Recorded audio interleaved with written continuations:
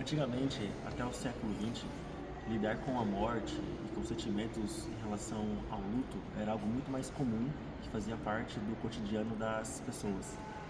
Mas no século XXI, no presente momento em que nós vivemos, com os avanços da medicina e da tecnologia, lidar com o luto tem sido um evento cada vez mais distante e também menos frequente. E a morte também, ela tem sido um evento até mesmo ignorado ou até mesmo esquecido pelas pessoas.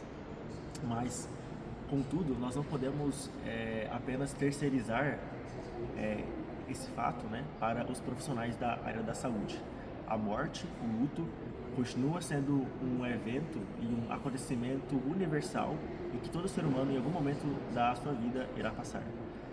No livro Desenvolvimento Humano, aqui o autor fala que os pais, eles raramente estão preparados emocionalmente para lidar com essa situação. E aqui também mostra que quando os pais passam pelo luto da perda dos filhos, até mesmo os casamentos podem ser desfeitos, pode haver também o surgimento de doenças mentais e em alguns casos, né, o estresse pode ser tão alto que isso pode acabar apressando a morte de um dos pais. E diante desse problema, nós podemos aí introduzir a nossa temática. Para um aconselhamento eficaz para pais que estão passando por esse processo difícil de luto pelos filhos, é muito importante que o conselheiro tenha uma percepção aguçada de alguns fatores individuais que regem cada pessoa. Existem basicamente dois fatores que devem ser levados em consideração. O primeiro deles é a questão da personalidade e do temperamento dos pais. Pois, obviamente, pais que são mais emotivos, mais sensíveis, tendem a sentir mais as coisas. E a dor neles é muito mais profunda. E o que isso significa de uma maneira prática? Não adianta falar palavras racionais, tentar botar razão na mente dessas pessoas, porque elas estão sentindo uma dor terrível. É muito importante, primeiramente, dar um ombro amigo para essas pessoas. Só que também tem outro fator, que inclusive está nesse livro, que é abordado, que é a questão da idade, pois a tendência é que filhos que morrem mais novos, com menos idade, tendem a provocar uma dor maior, principalmente na mãe, pois tem uma ligação mais profunda até do que o próprio pai, quando ele ainda é bem pequeno, ainda quando é bebê. Então a tendência é essa, que quanto mais nova é a morte dessa criança, tendem a sentir uma dor maior os pais. Então é muito importante ter essa percepção na hora de uma abordagem prática para os pais, que nós vamos ver logo em seguida. Deus é o Criador de todas as coisas. Após criar o ser humano, eles deveriam então viver eternamente ao lado do Criador. Mas a desobediência trouxe a morte, porque o salário do pecado é a morte. A partir do capítulo 3 de Gênesis, nós vemos na palavra de Deus o ser humano tendo que lidar com a morte. Então, constantemente, ou é comum observarmos na palavra de Deus relatos onde o ser humano está lidando com a morte. Poderia destacar aqui talvez dois deles, onde Jacó, ele está enlutado pela possível morte do seu filho tão amado José. E ali no relato de Gênesis 37, ele fala que nem quer se alimentar. Tamanha dor que ele está sofrendo pela perda do seu filho. Segundo Samuel 18, relata Davi, o rei, tendo a morte do seu filho Absalão. E ali o pai, o rei Davi, ele quer tomar o lugar do seu filho. A dor é tão grande que ele desejaria ter morrido no lugar do seu próprio filho. Eu queria destacar um último relato, que se encontra no livro de João, no capítulo 11.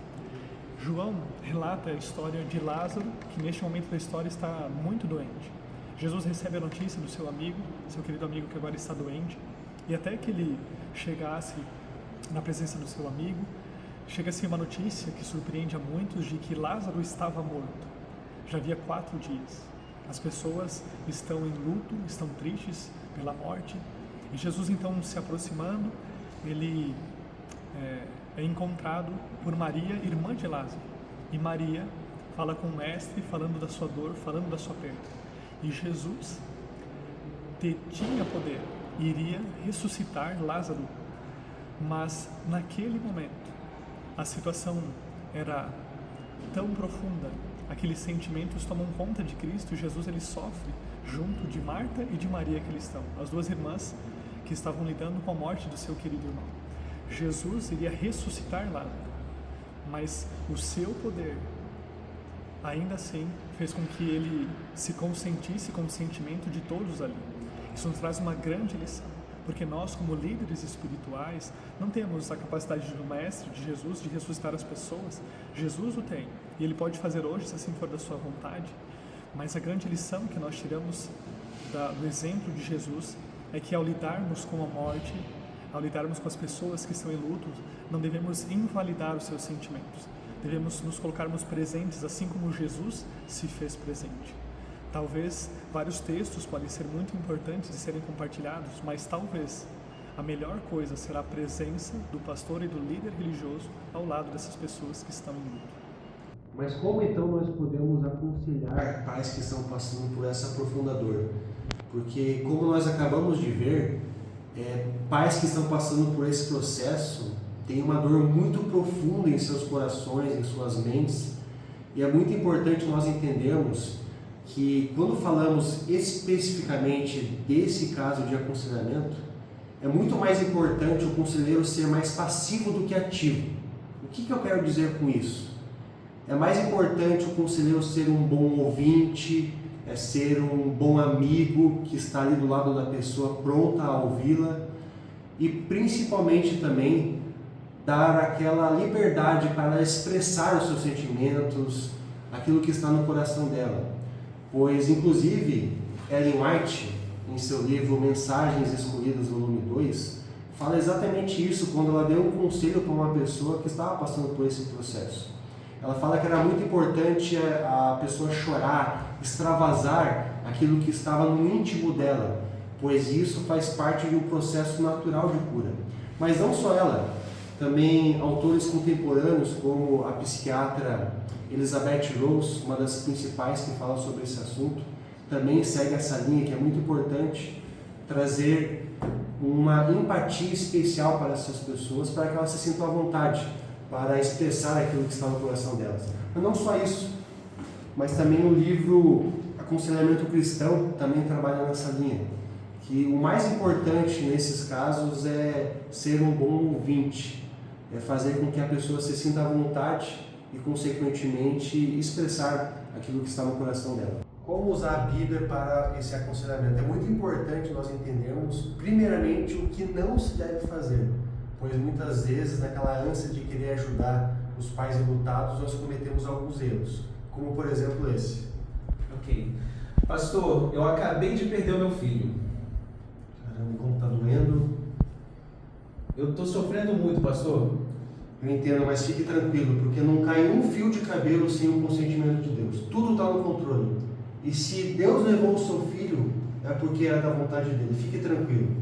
Esse é um erro muito comum que os pastores, conselheiros fazem e que não deve ser cometido.